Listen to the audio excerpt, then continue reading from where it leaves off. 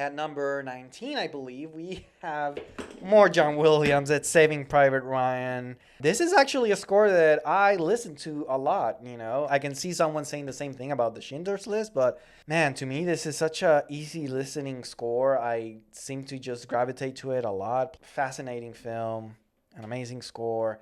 I am also very lucky to have the La La Land vinyl release of this, another prize possession of the collection.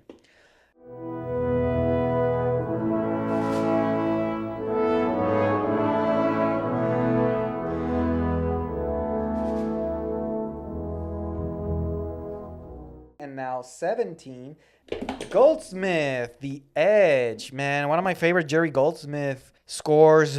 Man, that opening melody with the horns.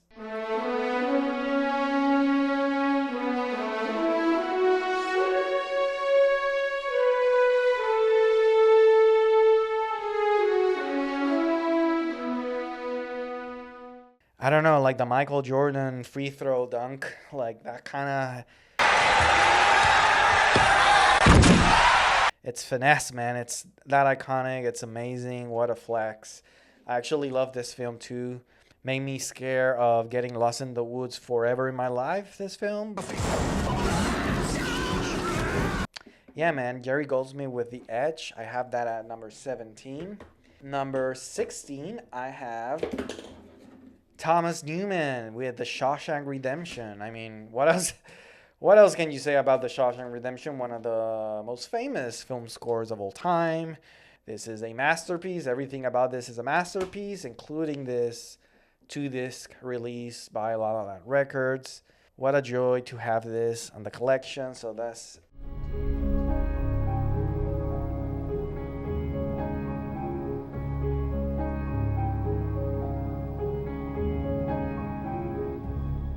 number 15. Oh my God, do I have a story with this one? Number 15 is The Mask of the Phantasm, the La La Land expanded archival score. I paid $2 for this. And this is out of print and sells for like 120 something. This is perhaps my most holy shit moment at a record store. Is I was at Amoeba Music in Hollywood, in Los Angeles. They have a massive soundtracks clearance section that I feel like I already own most of it, because I don't know, they just the same old CDs happen. So, but one day I was like, let me give it a browse. Who knows? Lo and behold, I found this in the clearance section, and I have a photo, and if I find it on my phone, I'm gonna put it in this video on the edit. I ran away from that store like a criminal before they figured out what they did. Someone must have made a mistake. I think they saw it. I remember there was in like a 2 CD case, and they must have figured, oh, this is a 2 CD release, but it only has one. So I don't know, man. But someone's mistake was the result in like my favorite find at a record store. This is insane. This is my favorite animated show of all time. I used to watch this so many times on my VHS black clamshell. I absolutely love it. Shirley Walker, man, I want to do a video on her. Just a talent gone too soon, and I wish we would have had just more music from her.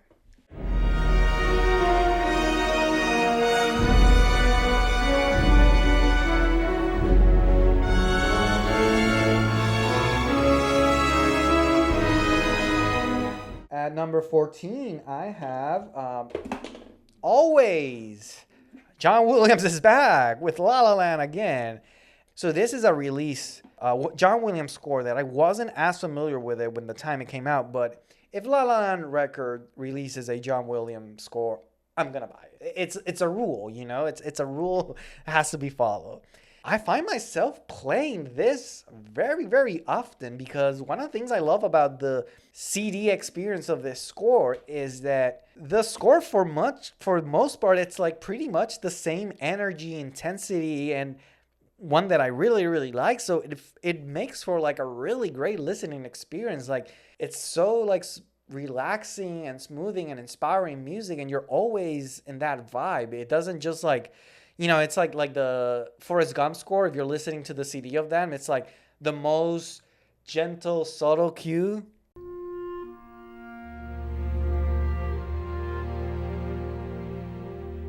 And then the next track is just like bombastic, like horns, like ba-da-da, ba-da-da. You're like, whoa, shit.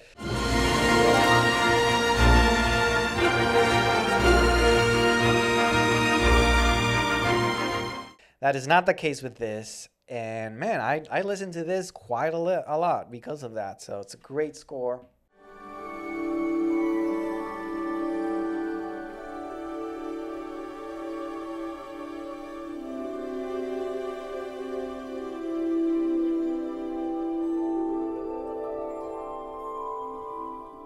And number 13, I just mentioned him, but Alan Silvestri, Back to the Future 2.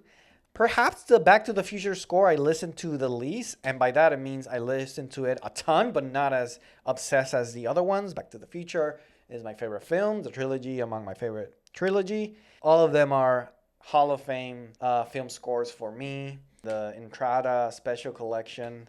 This is volume 336.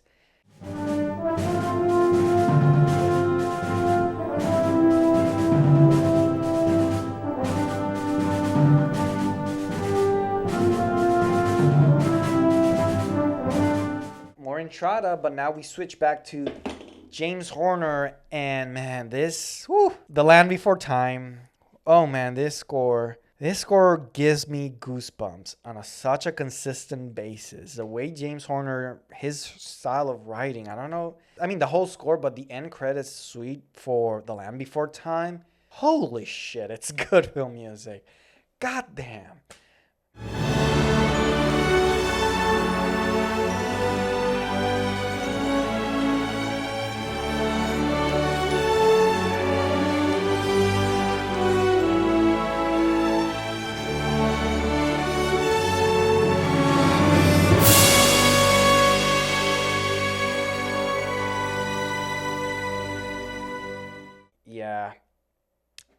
Yeah, The Land Before Time, Intrada Special Collection. All right, number 12. Man, I should have had like drums when that came out, but this Jumanji holds such a special place in my heart, both the film and the music.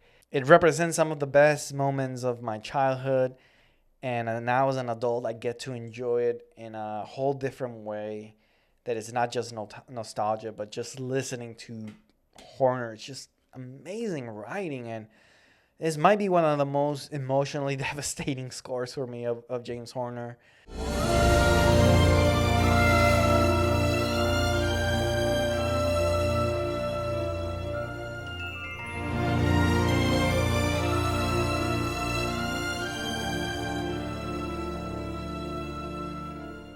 All of James Horner's Intrada Special Collection are just among my favorite CD releases that I own. So yeah, this is number 473, the Intrada Jumanji 2 CD expanded. 11, I can't believe this missed my top 10. I don't know what I was thinking when I made this list, but is my first Varèse Sarabande. It's The Matrix, the complete edition, Super Audio CD.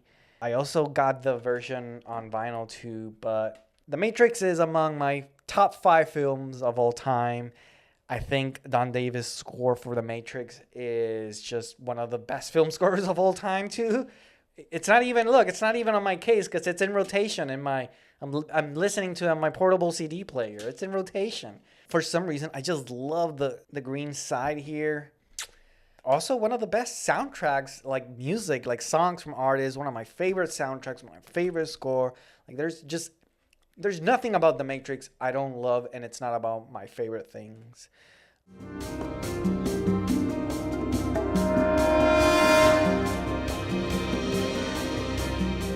Number 11, I cannot believe I didn't have that on my top 10.